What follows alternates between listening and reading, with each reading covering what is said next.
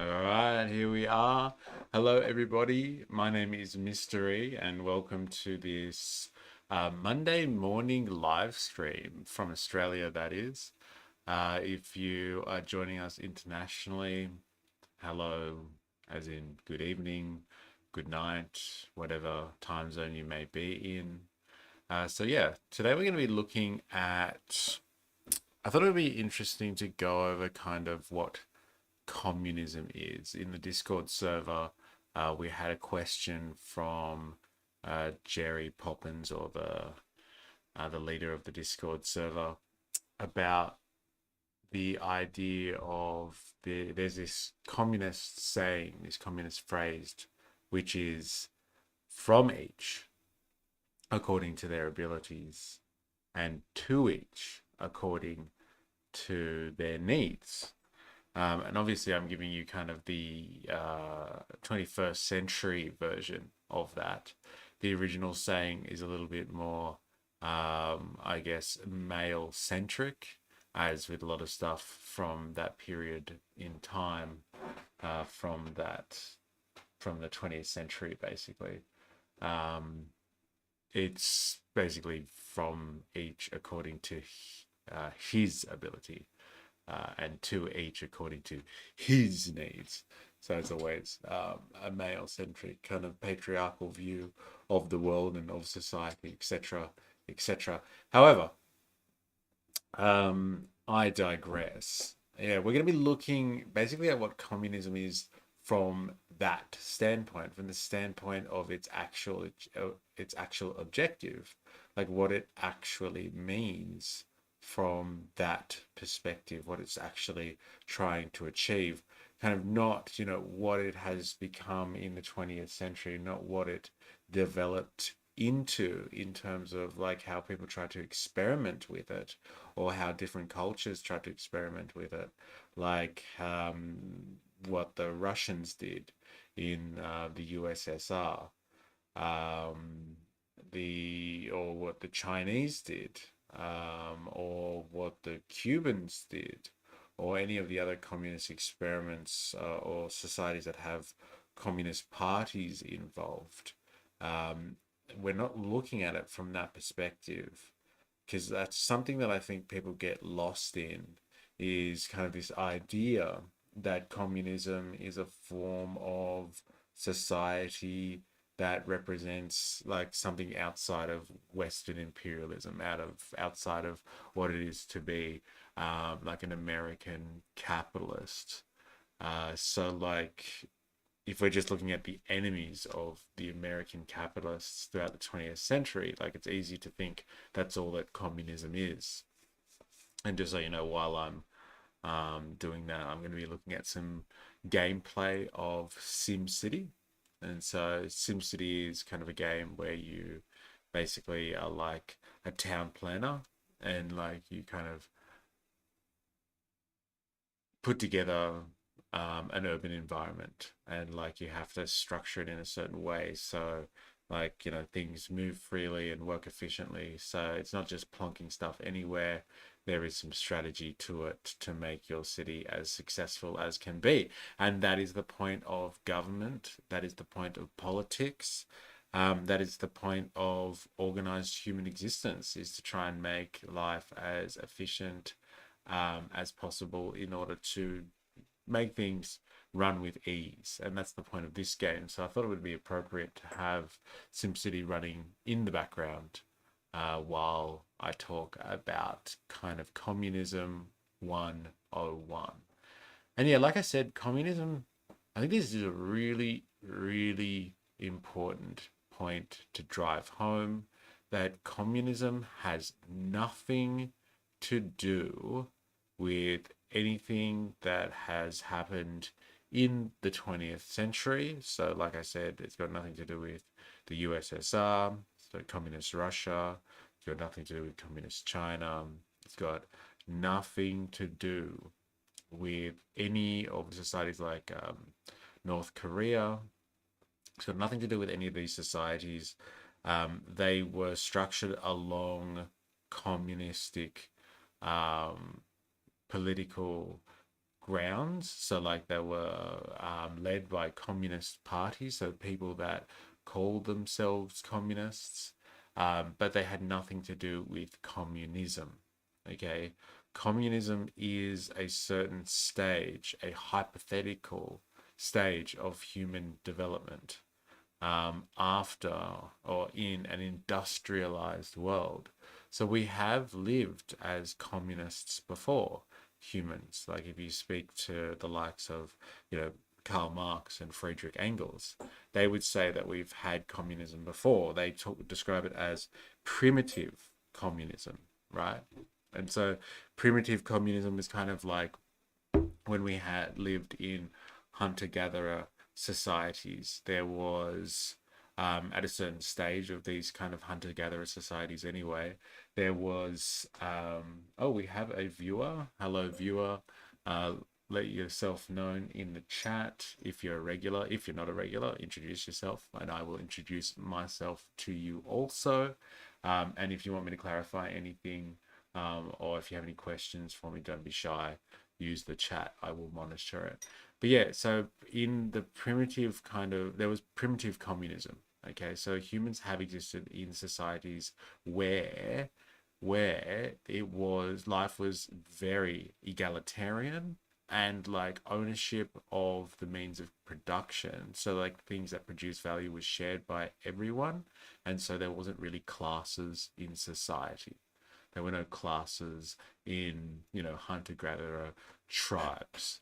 There might have been different social positions. So there might have been someone that like was the matriarch, so the leader of that group, or maybe the chief or something like that. That was the leader of that group. But there weren't distinct groups, distinct interest groups that like were in some type of conflict with one another.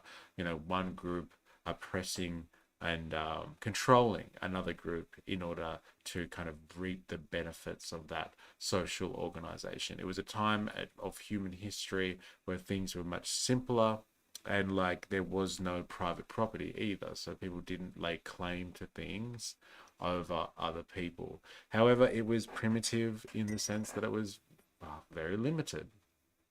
Like the technology wasn't there, our knowledge wasn't there in terms of scientific knowledge and how we can kind of relate to the world. Everything was very mystic, okay, or spiritual. So connections and the way the world works was only explained by like stories, and religious and spiritual kind of explanations of how the world works. But like in an industrial society, which is what we live in now, where science reigns supreme, and supposedly humans kind of have a command over nature, and like we can produce basically on demand like what it is that we need to survive. Like even in primitive societies or hunter-gatherer societies, as efficient as they were still subject to the whims of nature.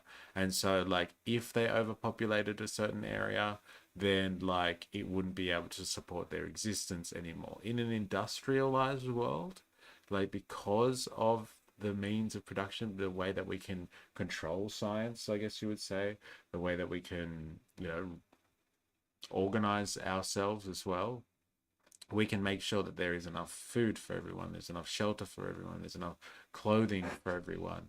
And we can do that using machinery and industrialization.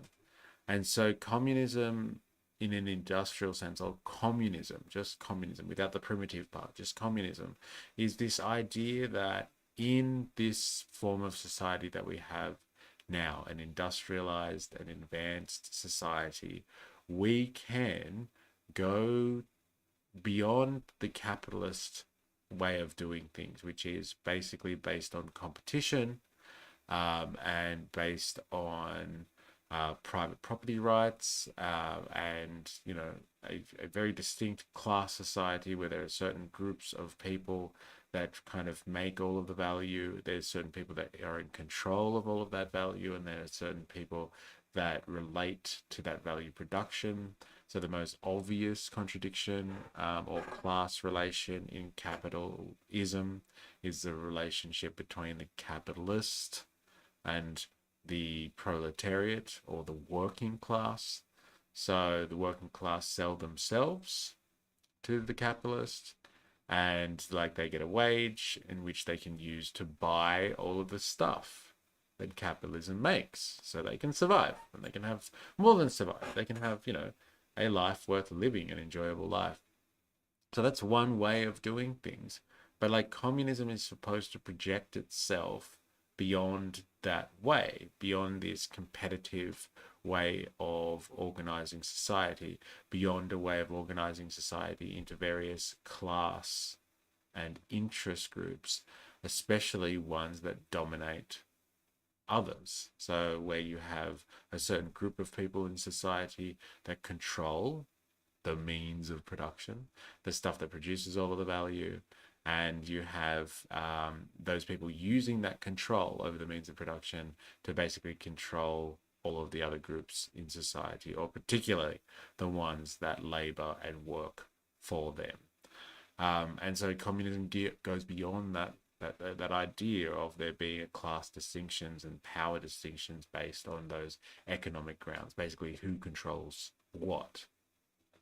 Um, and like going beyond class distinctions as well, and why I wanted to talk about this and why it's come up when you have a look at that saying that was mentioned in the Discord server, which is from each according to their ability and to each according to their need.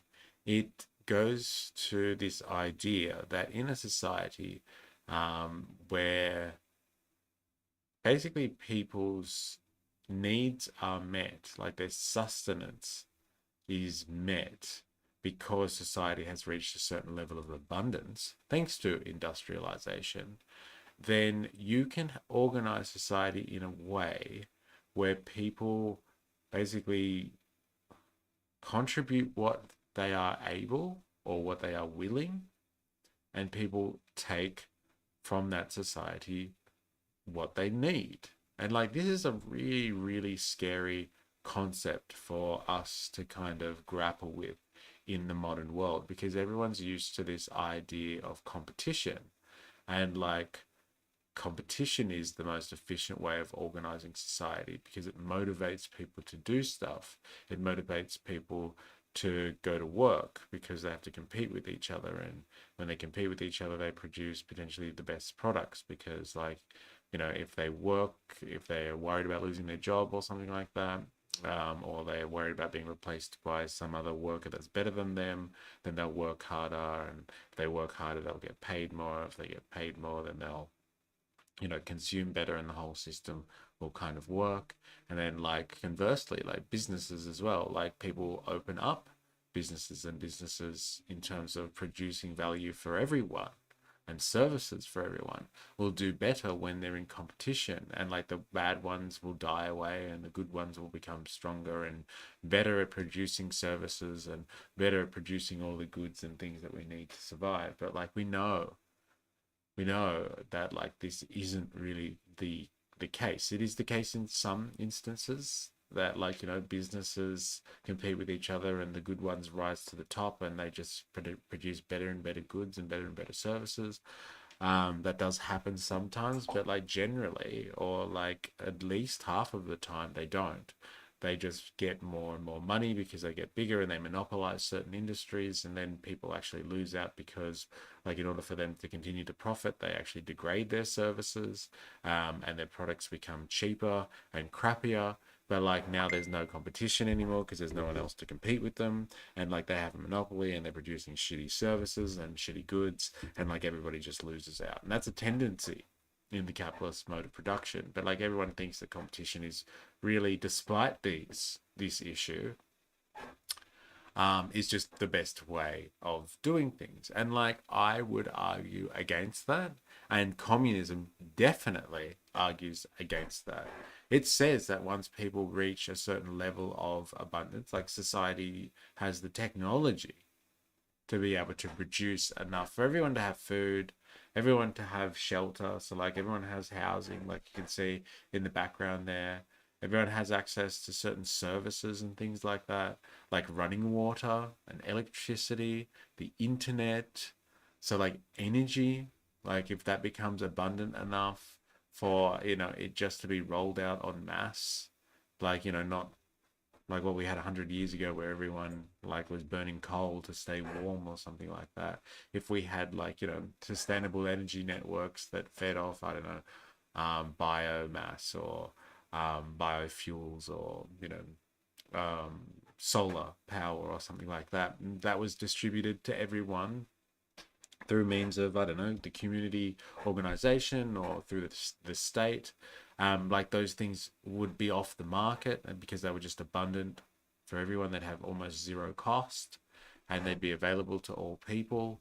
Like in that style of society where people aren't clamoring just to get the bare necessities, then like they can go into areas of work um, that they find meaningful to them. And like, it takes all sorts to run a society. And like, there are, just because populations are so varied and people are so different, like they do find work that suits them. They find vocations that suit them. They have interests that suits them. And like throughout all of that variety, certain people gravitate towards certain fields and certain professions and certain areas of expertise. And like I said, when they don't have to, worry about their material interests anymore, then they will probably offer their services to other people because that's what they love doing. They love, being a doctor, or they love making cakes, or they love sports science, and they love childcare. And so they'll gravitate towards certain areas, and they will offer their service, offer their expertise. So it's from each according to their ability.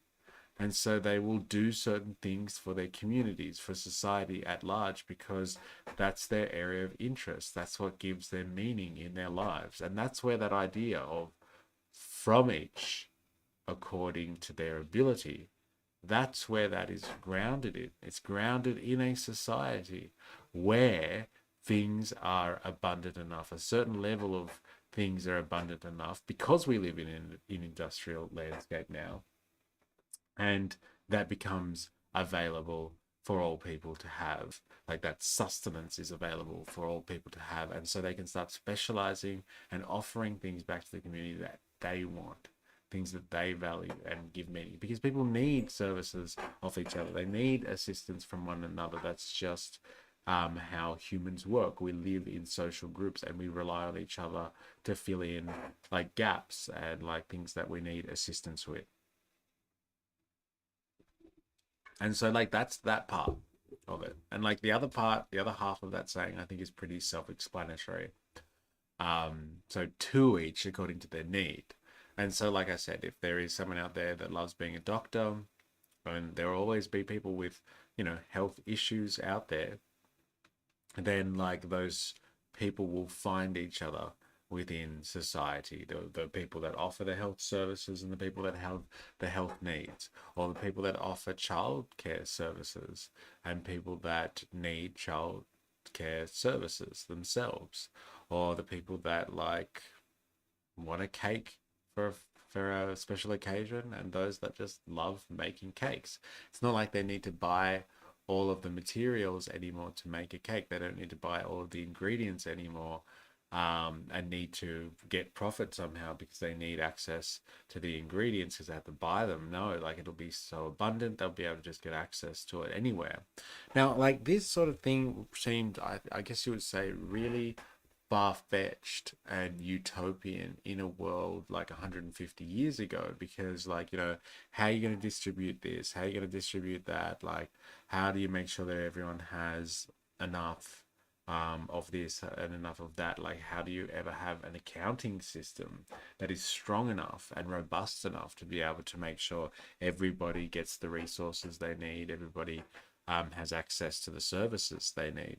And it was a really strong question, and like a real critique of this idea of communism, because like, could you really ever manage that?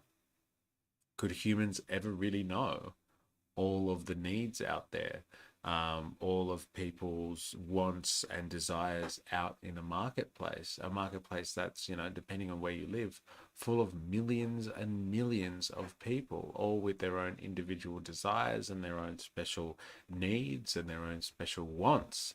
And like the question was really like, can you ever account for all of that? Could you ever set up a bureaucratic machine, a system at all that could accommodate that?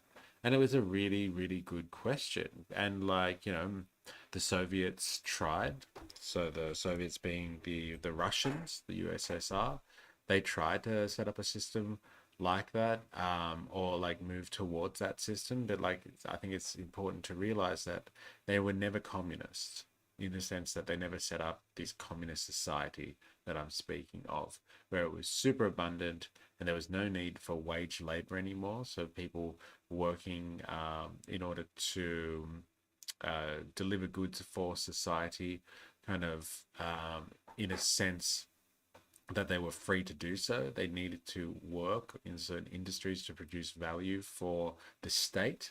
So, like, they were never communist in the sense that they didn't reach communism, where they may have been actual communists because they called themselves that.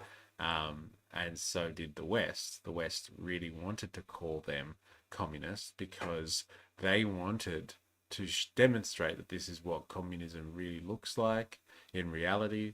And this is why we should stick to capitalism. So it was good for the East and the West, so the Russians and the Americans, to both call this communism, because the Russians themselves were trying to get there, and the Americans were trying to show that this is what communism really will look like, and this is why capitalism is better.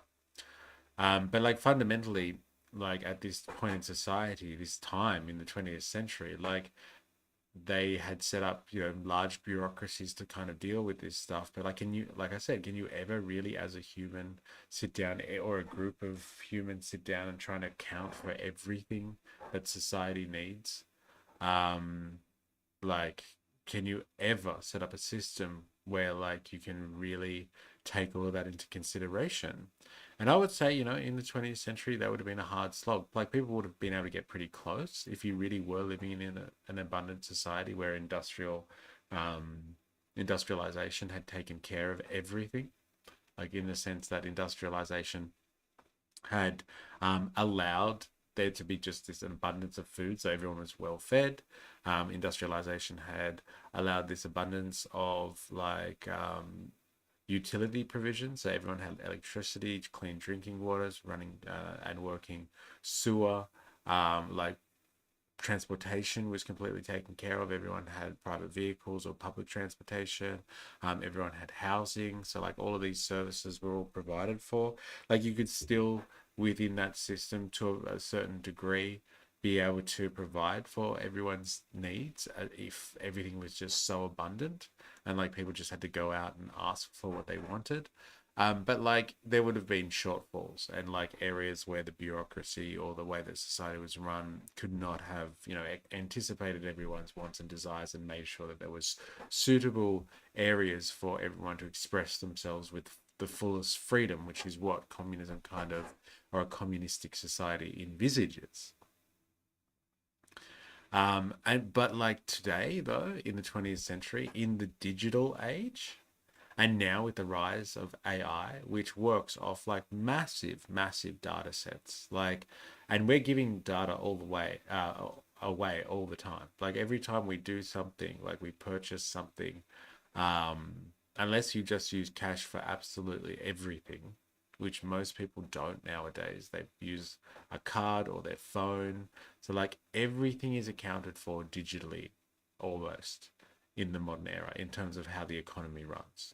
So from the international trade level, between nations, dealing with digital currencies and transfers, right down to the scale of every individual out there, their economic needs and desires are being accounted for and collected as data by banking and financial institutions, by social media companies, by data mining agencies, like you name it. people are collecting data on basically everything that you do, every decision you make in a marketplace. And so with all of that data out there, we can use AI to be able to really kind of not only manage our resources in a communistic way, but also help predict future demand based on actual and real demand and past demand, and set up a society where people would actually be accounted for beyond the invisible hand of the market. That is always the argument of capitalists or of people that are pro-capitalism, is that, like, you know, it's the invisible hand of the market that figures everything out. And that's the one source that will always do better than this idealistic version of communism where, like, you know, everyone will just have what they need and provide what they can. But like, you can actually really envisage that in the modern world, like now in the 21st century, you can really make that work because of the technology that we have at our disposal. And I think that's a really good point to try and ram home when it comes to communism, is that communism in this sense, so not the primitive communist communism that we spoke about before, but like communism is a stage after capitalism. Okay, it's a progression of capitalism. And like capitalism has been wonderful in developing the means of production, i.e., technology. It's been absolutely incredible at making sure that technology is developing at a rapid pace, at almost an exponential pace in many industries, and especially in terms of value production. Like, you know, 150 years ago is very different to make a t-shirt than it is now. Like, you basically, that whole process is pretty much automated. Like, you might have some people in the labor process at some point, like maybe putting and stitching some parts together or packaging the final product.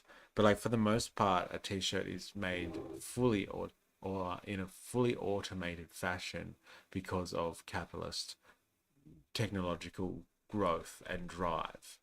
And so like, it's almost got zero cost. Like in an advanced society, like, you would know, you could go to like a department store, and if you wanted a white t-shirt, you could basically buy a white t-shirt, not a designer t-shirt, so just a very standard thing, a white t-shirt for like under $5. Like, I dare I say, you could even spend a couple of dollars and you could get your hands on a cheap t-shirt.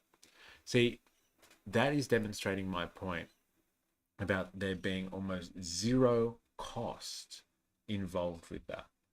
So like, that is a very interesting example of the fact that like technology will drive us to a certain point where goods will become so abundant that the idea of living in or like moving towards a communistic society, moving towards this idea of communism, is not so unrealistic. I've noticed that we've got a viewer at the moment. Hi, my name is MysterE. If you're not familiar with this channel, I'm just going through and explaining like Communism 101. If you have any questions, please let me know in the chat. Introduce yourself. But I will continue to go about my rant. But like, you know, if you want to interact in the chat, don't be shy. So yeah, like, we are demonstrating already under capitalism that like our technology is pushing us to such a certain degree where like the costs involved with producing like the basic things that we need, and like the things that sustain us, like clothing, even food to a certain extent, has become so efficient thanks to industrialization, technology, science, our knowledge and our understanding of the world. Like, it's become so efficient production that like it has next to zero cost. And like, once you start having next to zero cost for things, like, this idea of communism isn't so far-fetched anymore. Like, if you can really produce a shirt like over on the other side of the world and have it delivered and distributed to you, and you can buy it at a department store for like under $5. Like that is an amazing world to live in. Like before, people made their own shirts for like, most of human history. And like, they produced things themselves. That was a big task as well. It wasn't that easy. And like the costs associated were pretty grand. You might have had to have traded and bartered with someone else to get access to material and cloth. And then that shirt would have stayed in the family for a while, or you would have worn that for years until it had fallen off you. But we live in such an abundant society now that like this idea that like we could just literally contribute whatever we feel like, and like, literally take whatever we need is not such a weird idea if you think about it from that perspective. If you can buy a shirt so cheaply now under capitalism, if you can buy food so cheaply now under capitalism, it's just a matter of time until the technology develops further and further, until this stuff becomes so efficient that it has next to zero cost for them as those people producing it, and then for us as the consumers that are buying it at the end. I seem to have two viewers going now.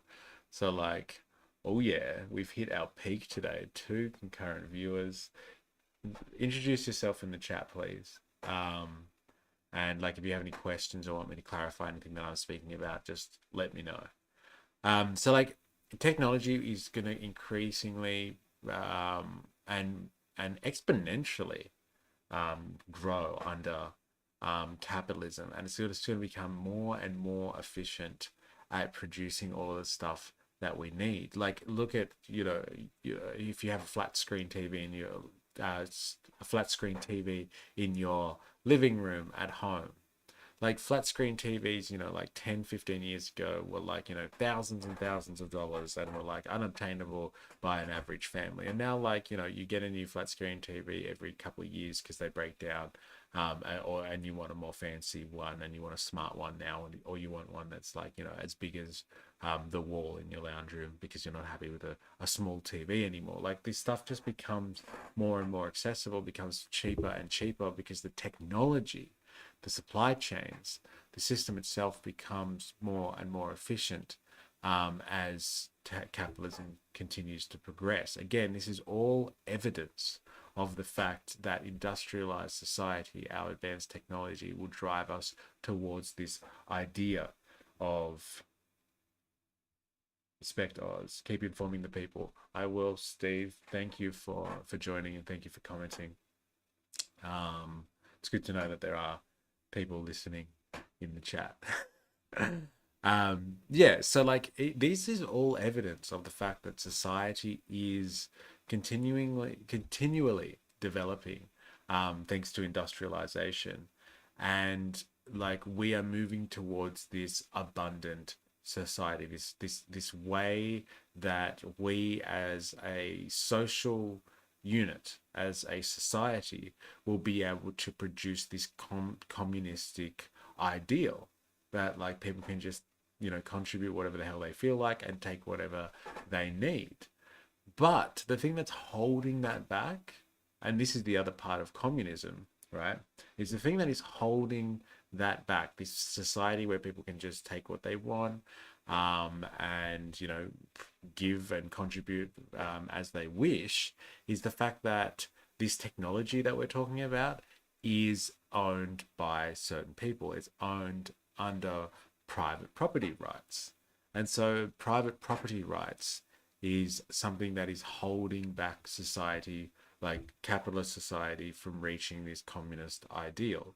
Because like if people, let's continue with the example of the person making t-shirts. If like making t-shirts almost comes at zero cost now, because you can buy a shirt so cheaply, like these people still want to profit. Like they don't make shirts for free, and so like they're trying to profit off that system, and like they want to and they control all of the machinery, the factory itself, like all of the stuff that goes into actually producing the t-shirt. They own rights over that. And like because people own a property and they own productive property specifically, then like we're never going to have a system where this truly this ability to produce things so abundantly that everyone can just take as they see fit. We will never cross over that threshold and actually get there while people are holding things as their private property, and so holding back on this production of value and using it and squeezing it for profit's sake. The only reason that we don't give out these t-shirts for free is because, like I said, someone owns that whole process of producing the t-shirts so they can make profit out of it. Now, that's the thing that is holding it back, and that's the thing that communists talk about, which is another thing, which is abolishing private property.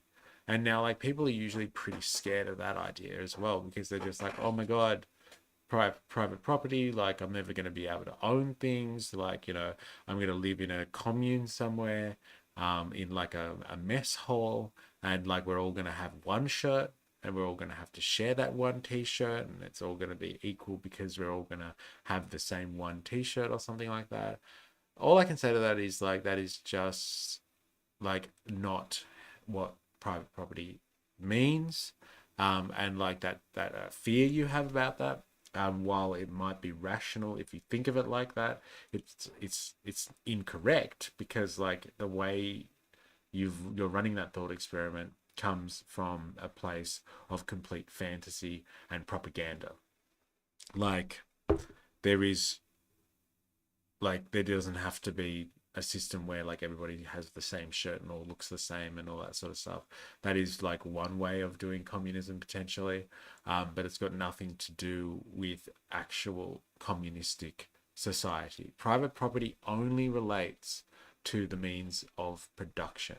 So all of the property out there in your society that adds value to society somehow. So all of the agricultural land and all the agricultural machinery out there, it's producing food. Everybody needs food.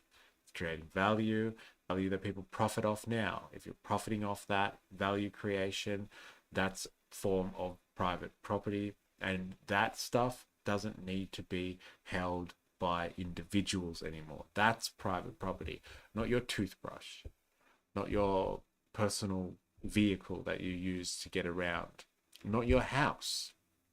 Okay?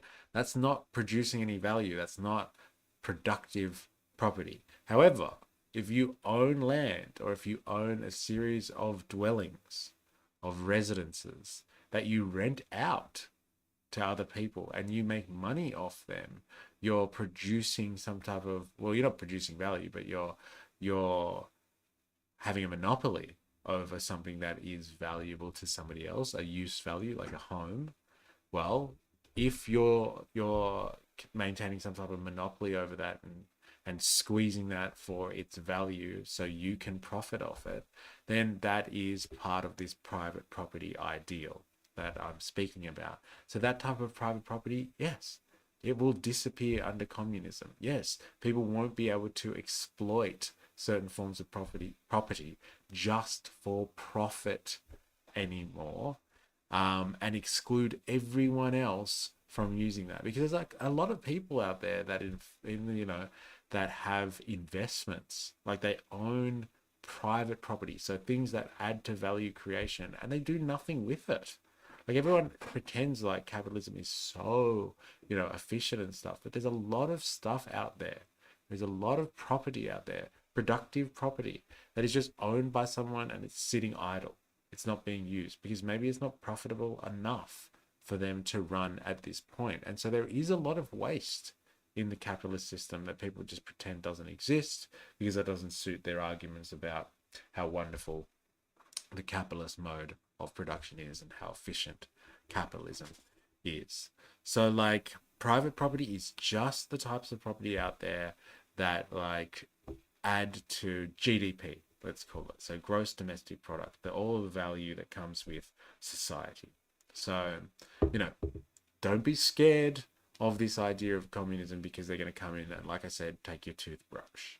And like everyone's going to share a toothbrush in the future under some communist society. Like that's just propaganda. It's just scare tactic stuff. Like it doesn't have to be anything like that. The ruling class loves to conflate private property and personal property. People occasionally do not understand that private property does not mean their house or the possessions they use. Yes, yes. And that's the point. Yes, thank you. Regret. I'm really trying to drive that point home here because it's important. I think it's really important for us be across um, to be across the distinctions here and why these distinctions are important between when you look at a communistic society as opposed to a capitalistic society. These distinctions are very, very important because like private property not only is the vehicle that helps produce value that everyone will feed off, and if you keep that held privately and people only use it for profit kind of thing, like that is antithetical to creating a society of abundance, because like at some point, like even when it becomes zero costs, like they're still just holding it back. They're holding it back just so they can squeeze the last profit out of it, as opposed to it just becoming a societal good. It's also the vehicle that gives us the class relation in capitalism. So if I own private property, so like I'm Jeff Bezos and I own Amazon and all of the assets that Amazon owns, then like I am using that in my interests, and like I'm creating a class distinction between me and like pretty much everyone else, but like me and all of the people that work for Amazon. So like everything that I own, all of the assets that I have control over, they are basically dictated to in my interests. And so like I therefore have very specific interests as a class. So like there'll be other capitalists like me that own similar business, and we will all have very similar interests in terms of public policy and how politics is run and the state of the economy and the state of global affairs and global diplomacy and like all of this sort of thing. And like as a group that has immense control over this private property and a specific set of interests, we will not only kind of exploit other classes to work for us and to make us more profits, but we'll also use our very specific interests to make society function in a way that suits us, as opposed to like the many, many thousands of people that work for us, a large and overwhelming majority of people out there. We will use our money, power, and our interests, and our private property and the power that comes with that private property to influence global affairs, influence the economy, influence basically the way that the world is run under capitalism. And so private property not only is something that controls kind of all the value that society produces, but it also allows there to be class distinctions in society. And so, the reason I'm highlighting that is because another distinct feature of communism is this idea that once private property is abolished, so will class relations in society. You won't have class differences between people based on economic grounds anymore. So you won't have a capitalist ruling class, a bourgeoisie, to use the terminology that communists or Marxists would use. You wouldn't have this group, this bourgeoisie that control everything, that control the private property and the means of production, using that to help to allow them to exploit other groups in society, basically the working class. And so communism would also be, in an economic sense, a classless society. And like that's a big deal. It's a massive deal because like since we've moved into civilization, so since we left kind of higher stage savagery or barbarism, depending on how you like to apply these terms from historical materialism. Let's just say like since we left basically hunter-gathering and like started moving into more complex societal forms built around a state, basically, we have lived in class societies where there is a group of people that control the means of production, to control all the value production, maybe through just the fact that they own the property, like in feudal relations, or maybe it's because they're able to organize, like they own the means of production themselves as a class, and they displace that from other groups within society, like when you have capitalism. But like they use their ownership of the means of production, they use their monetary power to be able to control other groups. And so, like in communism, if you didn't have a class system in society, you didn't have distinct groups of people with competing interests and controlling each other, because there is a certain level of abundance and people can just kind of live their lives in a more free manner. They take what they need, they contribute what they can. This is, for the first time in human history, a society that is classless. That is an incredible achievement for the human race, to be able to come full circle and move back to where we had originally evolved as humans, where we are in our most natural state, in a form of society where we are provided for and we are able to move more freely and develop in a meaningful way as individuals. And so, and so communism is kind of about the realization, or the realization of what it means to be human, to me.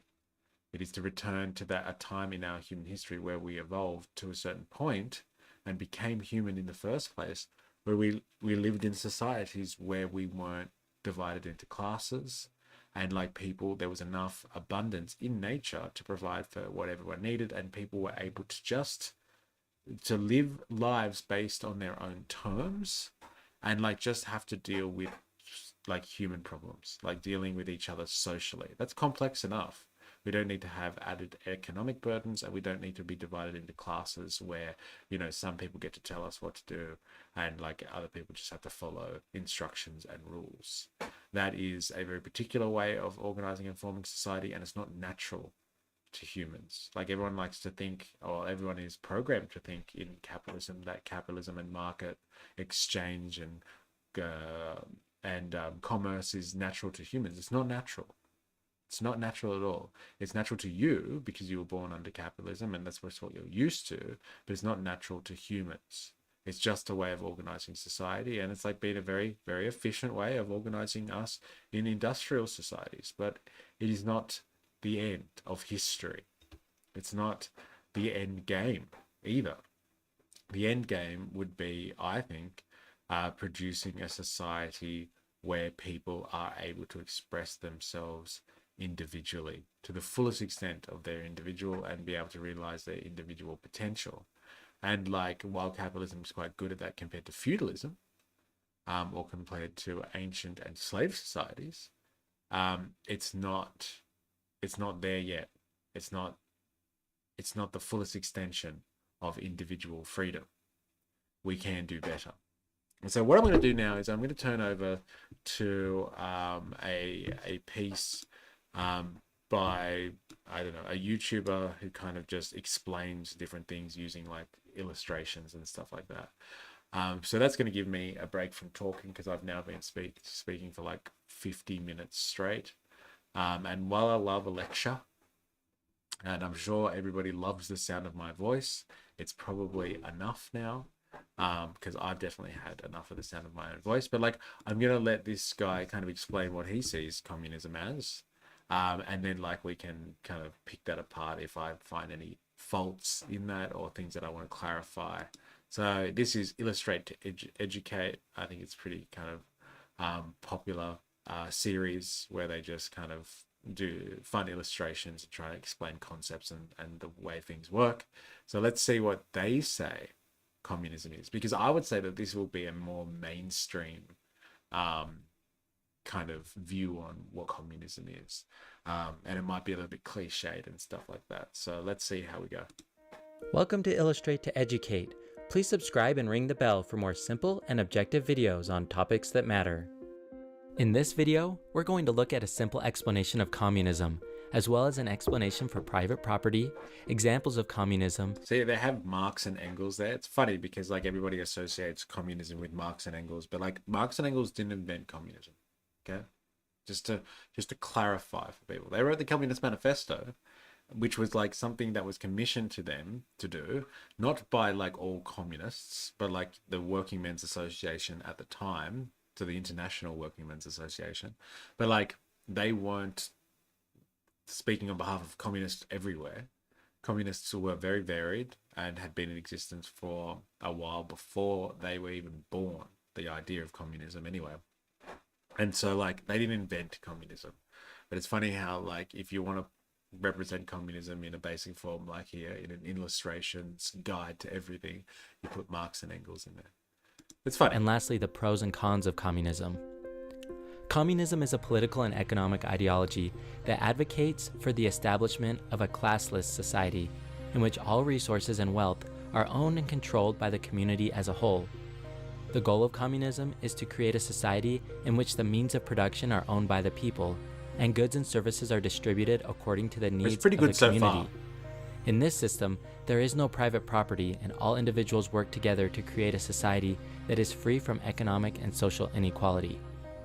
Private property is a fundamental concept within the communist ideology, and it is one of the main issues that distinguishes communism from other economic systems.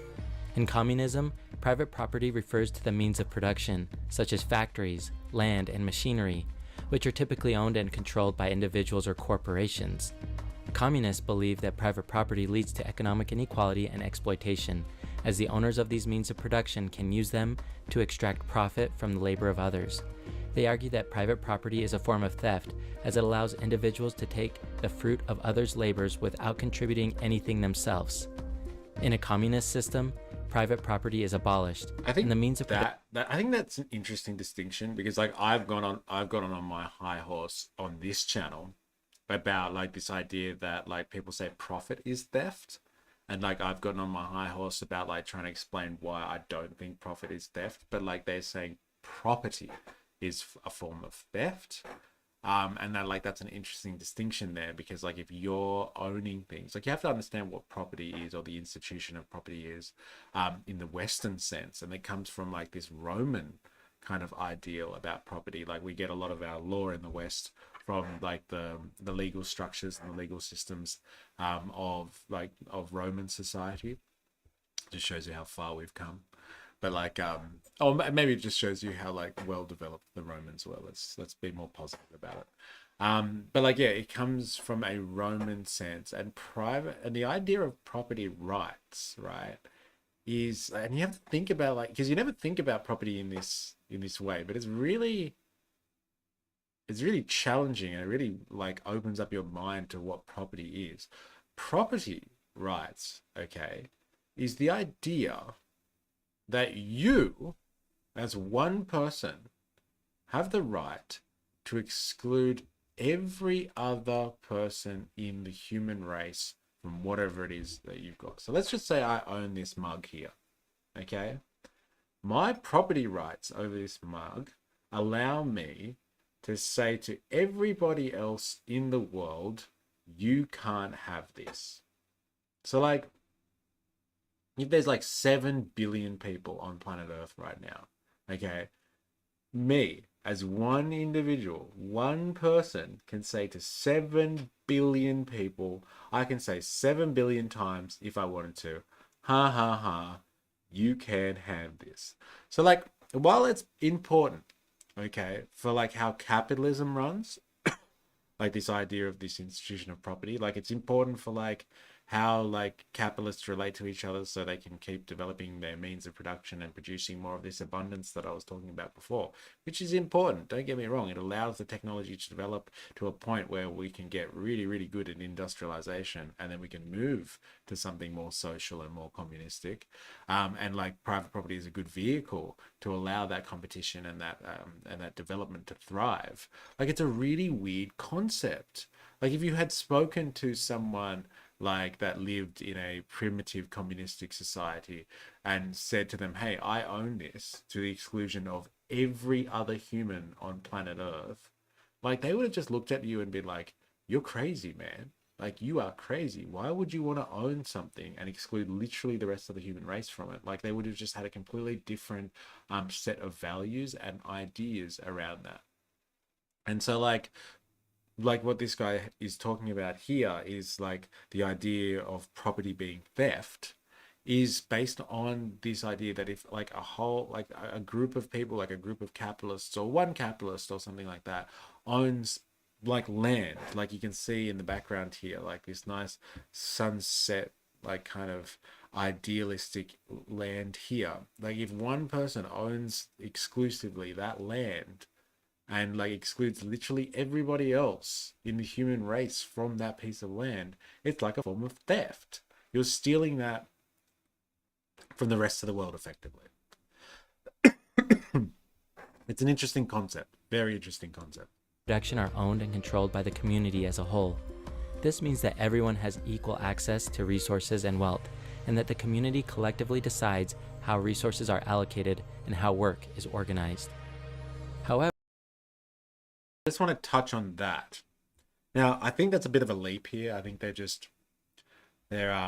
being a little bit creative in that. Like, it is important how resources have equal access to resources and wealth, and that the community collectively decides how resources are allocated and how work. see, I would argue against that.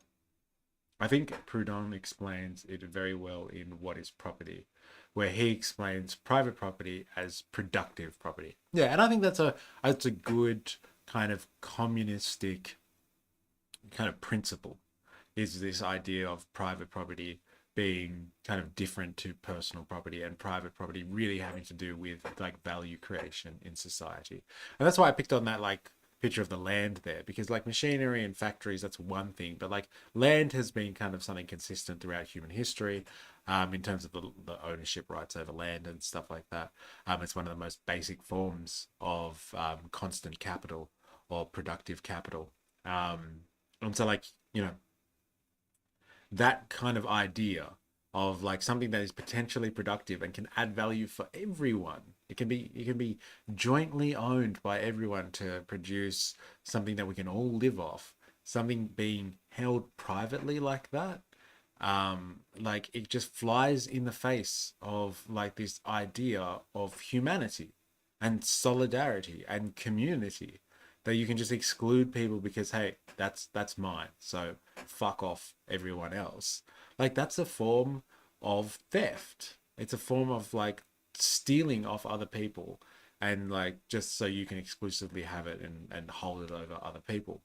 But like what I was saying, like in this video, they say he was just about to say, or he started talking about like how you have private property abolished and you have equal access to everything in a communistic society. And then everyone decides kind of like what to do with it. I would disagree with that to a certain extent. Like, I would say that everybody has input in a communistic society in the sense that it would be way more democratic and like directly democratic. So everybody would be involved in the decision making process if they wanted to. Because remember, the ideal that we talked about, why we picked the communist phrase to start with in the beginning, was like this idea that like you contribute what you can and take what you need. So like if you didn't want to be involved with politics all of the time and be involved with every decision that happens in a communistic society because you weren't that way inclined, then you wouldn't have to be involved. So like this video is kind of making out like everybody's involved in the political process. Everyone gets involved with like the distribution of resources, and everybody gets involved with like how the economy is run. And I would say no, like you probably would have like in a communistic society, like people that are like contributing what they can. Maybe they are interested in economics, maybe they're interested in politics and all that sort of stuff. So they get involved with the distribution and like how the system kind of functions in that sense, and they become like kind of experts in that, and that's how they contribute to society. They want to get involved with this like mechanistic kind of distributions of goods and resources and stuff like that. So like yeah, people would have the ability to get involved if they wanted to. They would have the ability to make decisions if they wanted to, but they're not forced to be involved. And so like I think that's something that also scares people away from this idea of communism, because they think that, oh shit, I'm just gonna have to do all of this stuff. Like I'm gonna have to be involved in like how the economy is operated and make decisions and all that sort of stuff. No. Remember that. Go back to that core kind of idea. Each, according to from each according to their abilities, to each according to their needs. Like if you don't want to be involved with stuff, you don't have to be involved with stuff, but you can. You can. And that's the big qualifier between communistic principles and ideals and like those in a capitalist world, where it's not like you can or you can't be involved with stuff. Like you already have set roles and you work within those roles. There's no ability to change your mind or get involved and not get involved, like in a more individualistic and free society, like a communist one. So like it's built on this idea of individual freedoms, coming and going as you please, as opposed to being forced into certain relationships based on your class distinctions. Work is organized. However, it is important to note that the concept of private property within communism does not necessarily mean that individuals cannot own personal possessions. For example, individuals may still own their own homes, clothing, and personal items. The distinction is between personal property, which is owned for individual use, and private property, which is owned for the purpose of extracting profit from the labor of others. The origins of communism can be traced back to the writings of Karl Marx and Friedrich Engels in their book The Communist Manifesto, published in 1848. They laid out the basic principles of communism, arguing that the capitalist system was inherently flawed and would eventually be replaced by a socialist system, which would in turn lead to communism. According to Marx and Engels, Well, like, look, we've already touched on this, but like they didn't invent the idea of communism. Just if you're wondering, they were instrumental, don't get me wrong, but like, you know, communists, like most leftists, couldn't agree on the color red, if they had to, just to save their lives. So like they were part of the communist movement. It's the wings of cheese. Hello, solidarity, welcome to the stream. It predates them, exactly, yeah. And like it conceptually predates them by a long shot too. You could argue that there's lots of different forms of thinking that are potentially communistic and socialistic, and like have their roots going well back into like the medieval period, and stuff like that. And so like, yeah, like I appreciate what this video is trying to do, but like I wouldn't get caught up in this idea that like Marx and Engels represent everything that is communism. They are, like I said, they're instrumental, but like they're not the gods of communism, like kind of thing.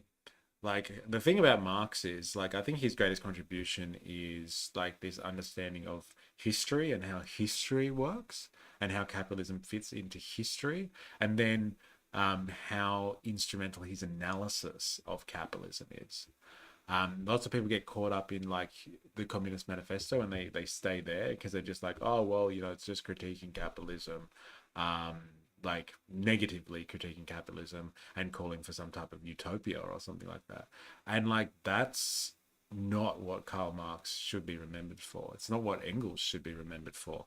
It's like the Communist Manifesto is one very motivational book.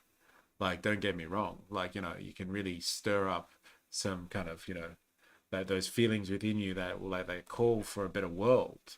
But like that is not their greatest contributions to like politics and economics and all that sort of stuff and history.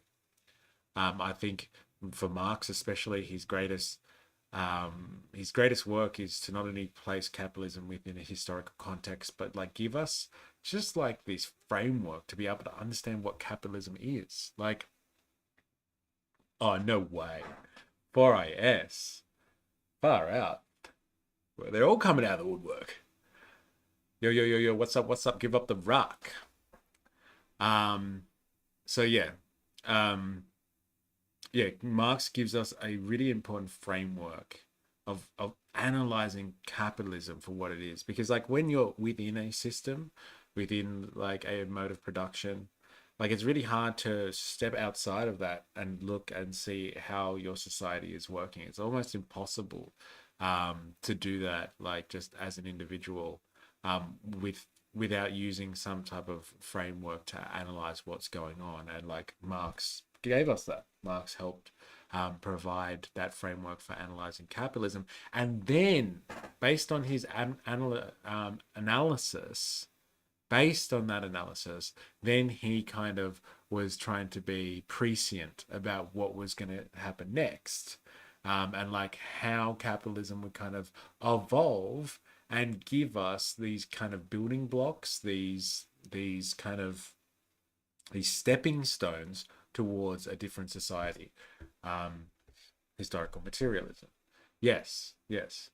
And so like he was using historical materialism. He was using his analysis of capitalism to say that, hey, if we follow this trajectory, if capitalism takes us along this path, logically, it can develop into this. But like what he was saying also was like, and that's the point of the Communist Manifesto, is like it's not just going to happen by itself. Like the building blocks will be there, but like the working class or the revolutionaries out there will have to take the bull by the horns and like make that final step. Because like as I was speaking about now like an hour ago with the analysis of like how communism will develop from a society where abundance is provided for, like you can produce t-shirts, right? And everybody wears a t-shirt. You can produce t-shirts with such abundance now that they can cost next to nothing. You can go to a department store and buy a t-shirt for under $5, and that can be completely normal. Like in that type of society, the capitalist who produces those t-shirts for next to nothing and you consume it for next to nothing, they're still not going to let go of profit at the end of the day. Like there'll still be a price tag on it until somebody comes along or a group of people comes along and says, no, stop it. No more profiting off this stuff. We've got the technology and the means to just produce all of this stuff with enough abundance for everyone. So like get over the profit motive. And so like that's where kind of the Communist Manifesto comes in. It's like trying to spur people into action to say, enough is enough with capitalism. We don't need to live like this anymore. It's gotten us up to a certain point. It's now time to move on to a new world. In historical materialism, the reason why Marx referred to himself is historical materialism. Sorry, that's a question. Is historical materialism the reason why Marx referred to himself as a scientific socialist? 100%. I would say so, yeah, because like historical materialism is kind of like the dialectical understanding of history. So like how history kind of progresses from one mode of production to another. And so like if you look at capitalism as a mode of production, it had a preceding mode of production and then it will have a mode of production that follows it. And so logically,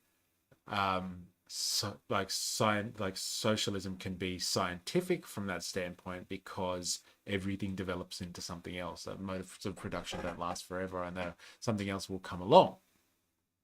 And so there's a scientific basis for socialism through historical materialism. But like, yeah, I just wanted to touch on that. So let's get back to the video. Engels, capitalism created a society in which the wealthy controlled the means of production, while the working class was exploited and forced to sell their labor for low wages. They argued that this system was unsustainable and that the only way to create a truly just society was to abolish private property and create a system in which the means of production were owned by the people. In a communist society, the government controls all aspects of the economy and resources are distributed based on need rather than profit. Okay, this is where I disagree with this person as well. Like, they've made it about government. I don't like that. I really don't like that stuff. Why can't you see the whole screen? That's really annoying. I'm just going to try and fix that so you can actually see what this person's writing about. Hopefully that's better. Yeah, there we go. It's so much better. You can actually see the screen. Sorry about that. Huh, back to it. I don't think communism has got anything to do with the government at all. And like, if you listen to someone like Lenin, who gets their stuff from basically the Communist Manifesto in terms of the state, like the state is supposed to wither away in communism. There is no state in real communism because like the state is a vehicle for like one class to oppress another class or the rest of society, or like to control society. And so by the time you get to communism, where there is no classes, there shouldn't be any state. So like calling it a government Like that's why I said at the start, like this video will be informative, but it's going to be rather cliched, and it's going to be like kind of like a normal view of what communism might be to like the average kind of person living in a capitalist society who's been fed propaganda their entire lives and like kind of like has these ideal like has an ideal understanding of what communism is, and like this has been rather objective. Like I haven't heard this guy just be like, "Oh, communism evil," like kind of thing, which is what you would expect, to be honest. um but like it's still got those ingrained kind of like propagandized speaking points in there. It just can't get rid of it. And like, yeah, government doesn't equal communism. Remember that. This means that everyone has access to the basic necessities of life, such as food, housing, and healthcare, regardless of their social status or wealth. However, the implementation of communist policies has been controversial and has often led to authoritarian regimes. The Soviet Union, for example, was a communist state that was founded in 1922 and collapsed in 1991. While the Soviet Union was initially successful in industrializing the country and improving the standard of living for many people, it eventually became bogged down by corruption, inefficiency, and a lack of innovation. Similarly, China has been governed by the Chinese Communist Oh, slow down. Slow down. Oh, what are we gonna say here? Okay, like I think there's a really, really good point. There won't be a need for it at that point. There won't be a need for it at that point. At a point, like for the government, right? Yes, yes. I think we're on the same page here. Wings of cheese. The government. If we go back to what he was talking about, I think what he's trying to just say is like a state. He's used the example of government and called out a state, like in communism, a government will be there, you know, like distributing things because like there will need to be some level of administration. I think that's a fair point. I think he's just confusing administration with the state. Now, like, yes, there will be needing to be administration, of course. There will always need to be some level of administering things. Like in a primitive communist society, like in a society that was basically a matriarchal society in a lot of cases, like there used to be like kind of groups of women that would kind of control for a lot of primitive communistic societies, not all, but like there used to be groups of women who kind of like banded together all of the resources and like, you know, people went hunting and gathering and all that sort of stuff, and they were in control of how it was distributed, and that would have been obviously so much simpler at a primitive communist level because like you could kind of basically know everyone in your tribe or your community or your village or whatever, and so you could distribute it accordingly, but like you had a level of distribution. So like I think he's using kind of this idea of government or the state akin to that as a form of organization, administration, and management and distribution. And so like there will be that in communism. There will always be that in social organization. When humans live in large groups, you will have to have some sort of organization and distribution of resources. But like that doesn't have to be done through government, because government and the state is a vehicle, in the Marxist sense anyway, or in like communist principles. The state and government is a vehicle of, unfortunately, of oppression. It helps maintain the status quo in terms of the class distinctions between people. It's not there to serve the interests of the people. The state wasn't produced, government wasn't produced as like some type of welfare and safety net for people, social safety net. That came much, much later. That didn't come until after World War II that we had the government as the regulator of the social safety net. Government and the state does not exist for any other purpose but to help maintain the status quo. Remember that. Now, what he's talking about, what this guy mentioned here in terms of like the Soviet Union, fair call. Okay, the Soviet Union started off pretty good, I think, in terms of it, and that's why he's used this symbol, and I think it's really important here, is like the Soviet Union started off really well because it helped industrialize Russia. Now, let's think about the context of Russia pre-Soviet Union. It was basically a monarchy. It was still a feudal kind of state under Tsar Nicholas. And so basically you had to, if you wanted to, like if Russia wanted to be anything on the world stage, it was going to have to industrialize. Now, thanks to imperial capitalism at that stage, they weren't allowed to actually develop. They weren't allowed to develop as a capitalist nation was, because they were seen more of kind of a society that would produce labor, or that would be used as a source of labor and a source of resources. And so like they had a very small base of industrialization, maybe in the major cities. And that was all being funded by foreign capitalists. So French capitalists, British capitalists, American capitalists, and stuff like that. They had no control over their industrialization. And so in order to bring their country into the 20th century and to make them a powerhouse to be reckoned with, basically to have the same power as the other industrial centers of the world at that point, they needed to industrialize themselves. And that's what the Soviet Union was so good at doing for Russia. The Soviet Union allowed the Russians to industrialize, where the capitalist machine at that point of history would have hindered their industrialization. They would have only allowed industrialization to happen in Russia if it suited the French capitalists, the English capitalists, the American capitalists. If it didn't suit them and they just wanted to raid them for resources, they would have kept them de-industrialized to a large extent. I think Lenin wrote about capitalist imperialists ravaging Russia and European colonies. Yes.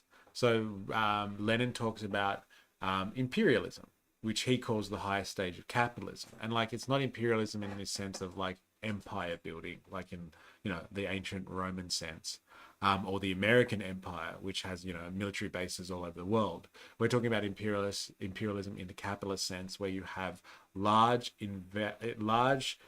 advanced industrial nations, where you have groups of capitalists that live there, and then the nation state creates colonies all over the world, and they extract resources from other colonies, from their colonies, and from other labor groups across the world, and then all those resources get taken back to the home country where the capitalists live, and they produce most of their products. And so like Russia was being used in that sense, in that imperialistic sense. And like, if it wasn't for the Soviet Union coming into power and trying to industrialize Russia, they would have just been used as basically a colony of the larger industrial capitalist nations. And like, as a result of their industrialization, their standard of living rose. And so like, that's a point there that we should be like acknowledging. I think that's a good point as well. So like, if you think about what like communist Russia was, the USSR was, it wasn't communist. It wasn't even socialist. It was just a vehicle. It was a vehicle to help them industrialize, which is really important. It was a reaction to capitalism. It was a reaction to the inefficiencies or the tendency of capitalism, once it became global, to ignore the industrialization of some markets to keep them as centers of resource extraction. That's what global capitalism does. That's what neoliberal capitalism does really well. It concentrates capital in certain areas and uses other cultures as areas, usually in the third world, as areas of resource extraction only. And so these communistic kind of like experiments that everyone's like, oh my God, they were so evil, they did all these wrong things. Like with South America, like with Australia. Like let's use an example that's close to home. Like, that's what the British used Australia for. We weren't a colony just because they wanted somewhere to put their prisoners, their convicts. Like, Australia was a colony because it was a massive resource extraction base. Like, Australia was just a big agricultural nation that sent that was full of sheep, and sent all of the wool back to feed British industry, British textile industry. And like, they found gold here and they sent all of that back to the motherland too. And then like, eventually, like, they started to invest their capital here, and like maybe they built up a bit of an industrial base, but like we had to industrialize ourselves mostly, following federation.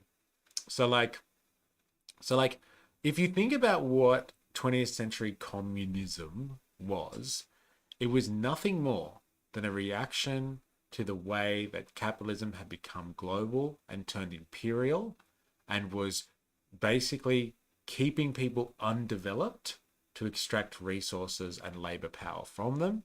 And so like you had communist reactions, which were basically societies trying to defend themselves from industrial imperial capitalists, imperialism in the capitalist sense.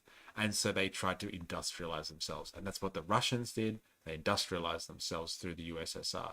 This is what the Chinese did when they figured out exactly how the game was being played. They were like, well, screw this, we're going to take power, and instead of being pillaged by the Europeans and the Americans as like this, basically like, yeah, just being extracted, they're having their resources constantly extracted from European and other capitalist powers. They were like, let's industrialize for ourselves. So you can actually see communist movements in the 20th century as nothing more than industrialization movements, really.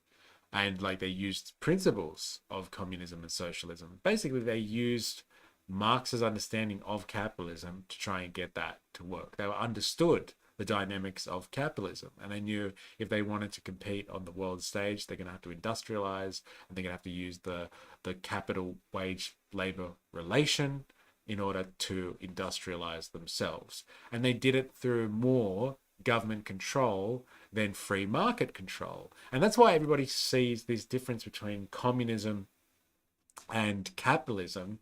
Yeah, it is interesting. Thank you, because I've been pondering on this a lot. Wings of cheese. I'm glad you think it's interesting, because I think it's interesting too. But like basically, like what like people say is this distinction between communism and capitalism is like capitalism is a little bit more free market. So like you just kind of let the businesses industrialize.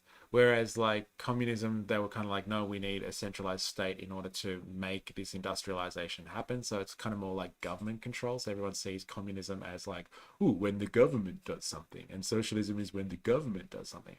But like they needed to do that. There was a necessity for that, because in order to exist in a primarily capitalist world and be able to achieve the industrializations that they wanted to be able to compete on the global stage, they needed a strong state and a centralized planning mechanism to do that. So you could argue really that like 20th century communism was really as well just central planning to produce industrialization. And that was pretty much it. Because like once the Chinese, it couldn't be decentralized. No, because it wouldn't have worked. Because like there was so much like external pressure going on, like because like they had to kind of fight off the capitalists, kind of thing. Like they needed the central planning. They had to have the central planning, and in order to industrialize so rapidly too, like the capitalist nations of the West, like the British took their time when they industrialized. They figured it out for themselves. They did it in their own kind of at their own rhythm. The Germans, when they industrialized, they did it much faster than the English, but like they were able to just kind of do it liberally. But like when the USSR did it, they had to like basically industrialize their nation in like a decade or two. Like, unprecedented levels of growth. The Chinese, when they industrialized, they did it like overnight, like within a generation, compared to like the Europeans and the Americans who had done it before them. Comparatively, they did it like that. And like you can only get that efficient through like some kind of centralized planning. And we know that led to some pretty horrific circumstances. Like in Russia, there were mass famines. There was like the corruption that they were talking about, and the stagnation. So like there was lack of innovation, because like the central planning got them to a certain point, but like it wasn't enough to get them to continue to be able to compete with the capitalist nations. And like in the Chinese examples as well, some of their plans to industrialize agriculture, and collectivize agriculture led to some very, very questionable and very sad environments and circumstances where like people died by the absolute millions. There were millions of deaths as a result. And like everyone's just like, ha, see, communism doesn't work. Communism is evil. And it's just like, yeah, if you think of communism as a 20th century reaction to a desire to pull your whole nation up by its bootstraps and try and industrialize it as fast as you can to try and compete with capitalists on the global stage, then yes, communism will result in the deaths of millions and millions of people, because all it's seeking to do is centrally plan stuff so it can industrialize at like breakneck speed. Like, they're not even trying to stop and smell the roses. They're just trying to industrialize as fast as possible so they can compete on the world stage. And they did that.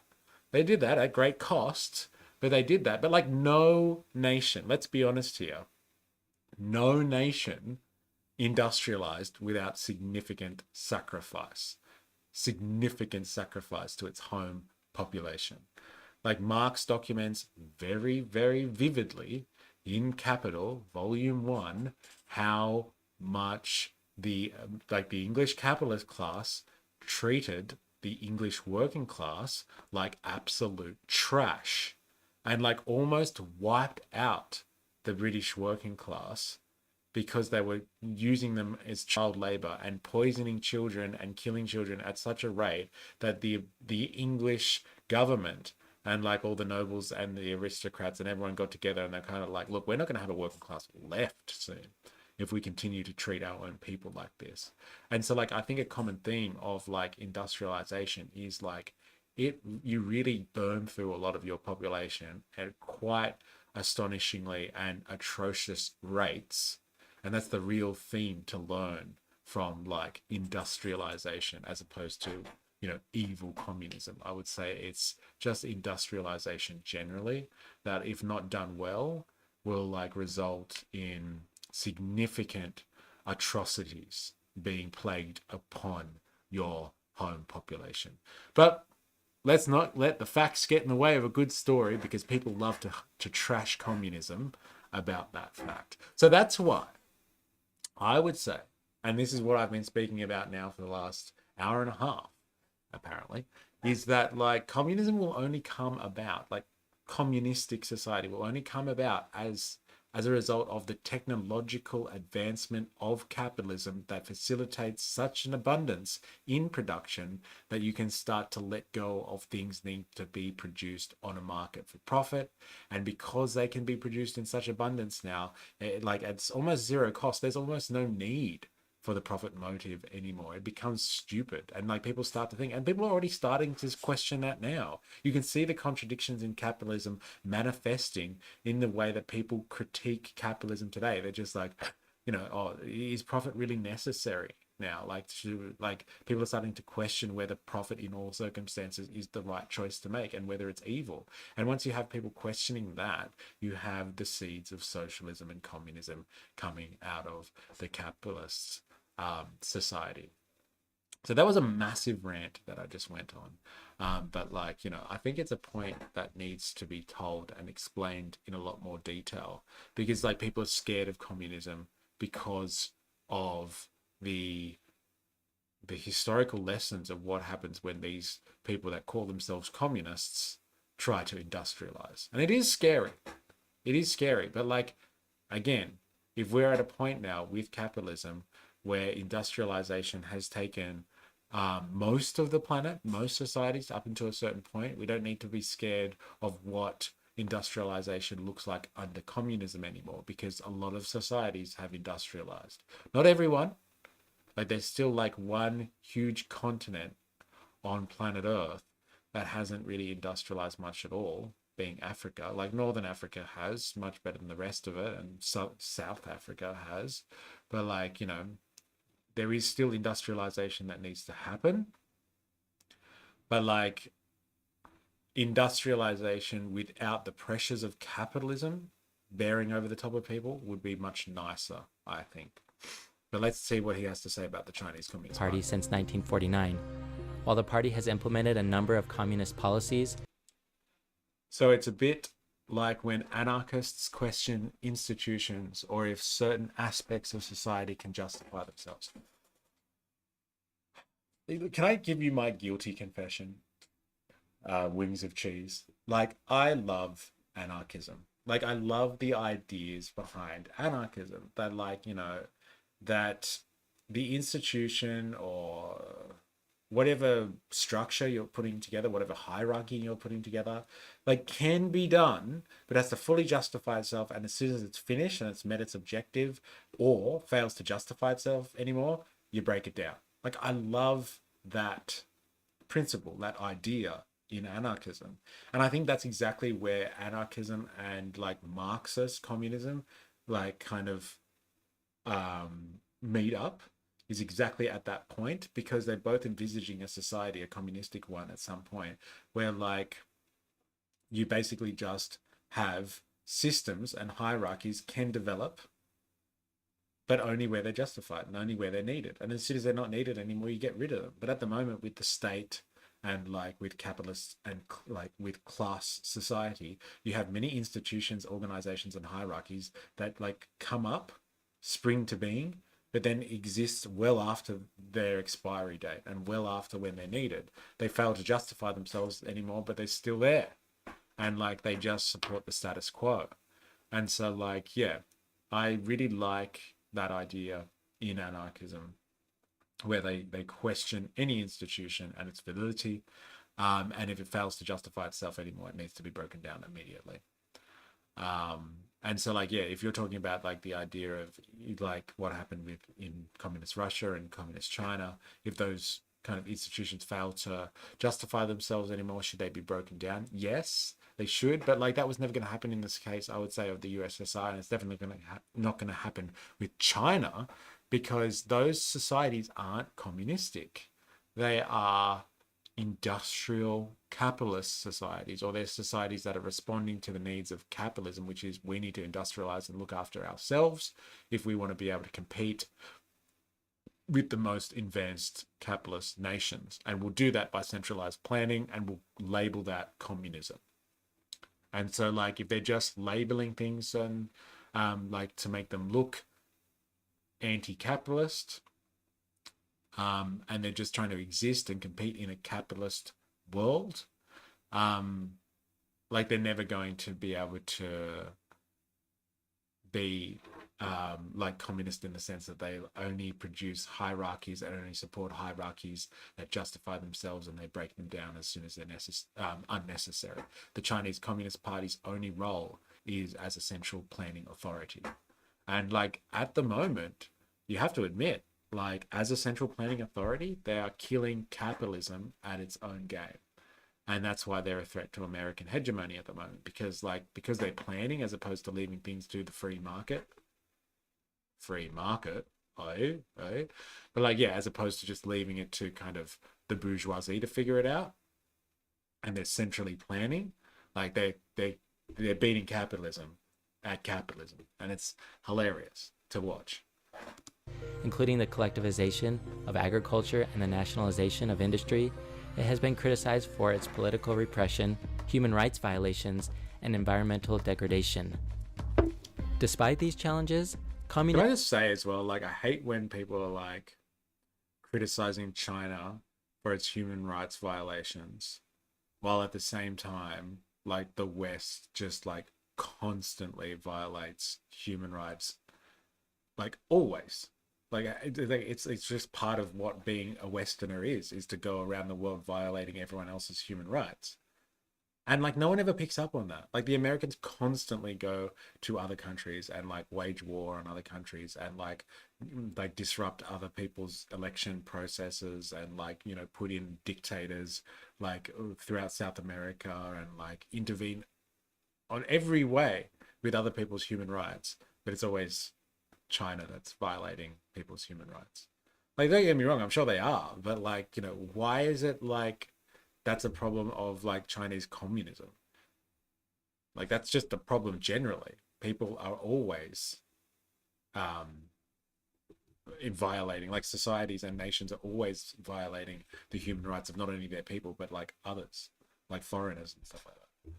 Yeah, Gaza, North Korea, like the list goes on. Communism remains a popular ideology in many parts of the world, particularly in countries with a history of colonialism and imperialism. Supporters of communism argue that it is the only way to create a truly just society in which resources and wealth are distributed fairly, everyone has access to basic necessities, and promotes a sense of community and collective responsibility. However, critics argue that communism is inherently flawed and that it leads to authoritarianism, the violation of individual freedoms, lack of incentive, and economic inefficiency. What are your thoughts about communism? Leave a like and a comment, and subscribe to Illustrate to Educate to support. Back to his list. Like, it doesn't work because it violates individual freedom, lack of incentive. I think we've talked about like the lack of incentive part. Like, I agree with that to a certain extent. But like it's got a lack of incentive from a capitalist perspective. So like, if you actually had communism, the incentive wouldn't be profit anymore. It'd be like, human development. Like, wow, what an incentive that would be. And so maybe it won't be as rapid as a market incentive, but like still much better incentive to have than just market principles for everything. Violation of individual freedom. Look, I've talked about this already. If you have communism, if you're defining communism by what happened in the 20th century, then yeah, sure, fine. Violations of individual freedom. But like, don't pretend though that capitalism doesn't constantly violate people's individual freedoms. Constantly doing that. So like, as long as we're all aware of that. And we're not saying that like capitalism is better and it doesn't violate individual freedoms. Lack of incentive and economic inefficiency. Economic inefficiency, I don't know about that either. Like, is it less efficient? Like, let's just look at the central planning model. Like, China, like we talked about just a second ago, is competing and beating America or capitalist Western nations at its own game now. So is central planning better than free market, bourgeois ethics? Time will tell. Time will tell. Maybe we just do a video just on that. But like, I think this was actually quite a good video, to be honest. Like, from someone who's probably not an expert in this at all. Not saying that I am, but like, he was rather objective. Like, it could have just been filled with propaganda, but it wasn't. It wasn't. It's nice to see. It's nice to see some objective opinions on an analysis of what communism actually is, as opposed to what people like to propagandize that it's about. So anyway, I think this has been quite an interesting. Sorry, this has been quite an interesting kind of look into what communism really is about. It wasn't nearly as bad as most people were trying. Yeah, it wasn't, was it? I was really surprised. Like, a lot of the communist stuff out there is just like such Western propaganda. Like, when they're even trying to be as objective as possible, they're just spitting out like all of these kind of what's the word, like, yeah, cliches about communism and what communism really stands for and why it's evil and all this sort of stuff. But like, that was pretty objective. So like, I got to give it to this guy. He's done a pretty good job where most people would fall over. But yeah, look, I hope that's kind of been kind of explanatory and like kind of given us some food for thought about what communism really is about. It's got nothing to do with what happened in the 20th century. It's got nothing to do with what one nation has tried to apply in terms of communism and calling themselves communistic. Calling themselves communist. It's got nothing to do with those things. Communism is a stage, a mode of production that develops from capitalism and like beyond capitalism. And the trillion, I said I was going to say this from now on, the $1 trillion question is, will it ever happen? Like, will it ever happen? Like, the potential is there. Like, if you look at it dialectically speaking, and if you look at it the way that Marx and Engels would have analyzed it, like, the potential is there for communism to actually happen, for communism to actually come out and develop out of the contradictions of capitalism. But like, there are many potentials for capitalism to develop into something else. And like we might miss the window with communism completely, or we might be well far away from communism ever happening. So like, I don't think anything is set in stone. There's nothing deterministic about the drive of capitalism towards communism, but there is potential in there. The seeds of communism are within capitalist society, and the contradiction of capitalism, oh my God. Like, just like think of all the things that people complain about today, like in terms of the cost of living.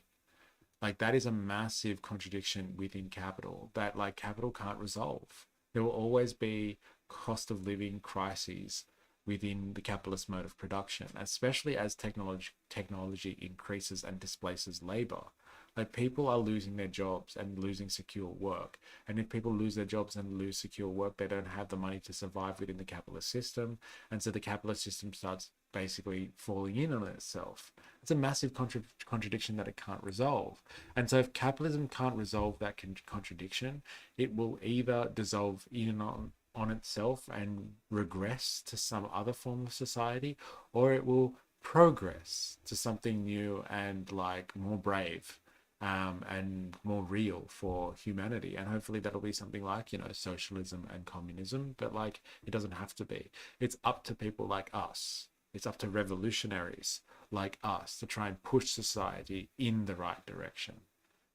That's why we're revolutionaries. And that's why it's important to kind of paint this picture about what communism really is about, as opposed to what people think it is, thanks to kind of Western propaganda and the results of the 20th century. So I will leave you with that note. I love to end on a revolutionary lesson. Gotta love it. Gotta love revolution. Exactly. Thank you. You know what I'm talking about. Wings of cheese. It's just the revolutionary way. But like, it's difficult to see how this will play out, and it's difficult to have hope, to be honest. But we will do it anyway, and we will continue the good fight anyway. It's what we do. It's what we do. It's why we're revolutionaries. And it's what we do on this channel. So thank you for joining me. Thank you for everyone who's come in and out over the last hour and a half, who's interacted, left me a comment. I really appreciate the interaction. I am on Patreon, so if you are able to go over and support financially, please. Thank you, Regret, and thank you for joining in and being around and commenting and stuff like that. I am on Patreon, so if you are able to financially support, please follow the link in the description, and go over. If not, if you just want to join and become a member for free, please go over. We've got a community going on over there, and we're also on Discord too. So one of the members, one of the subscribers to this channel, Jerry Poppins, set up a Discord server for all of us to actually go over and have chats and stuff like that. So thank you, Wings of Cheese. Appreciate it. Yeah, so if you would like to go over there, I'll put a link for the Discord in the description as well. Please make sure you go over and join the Discord, join the conversation, and we can have more of these types of conversations over there. It's just a good place for everyone to catch up and like have a really cordial chat without feeling judged or like anything like that. You can just get your thoughts out, and like ask questions, and people are very supportive over there. So yes, until next time, please remember, I am, you are, we are a MysterE. See you in the next live stream.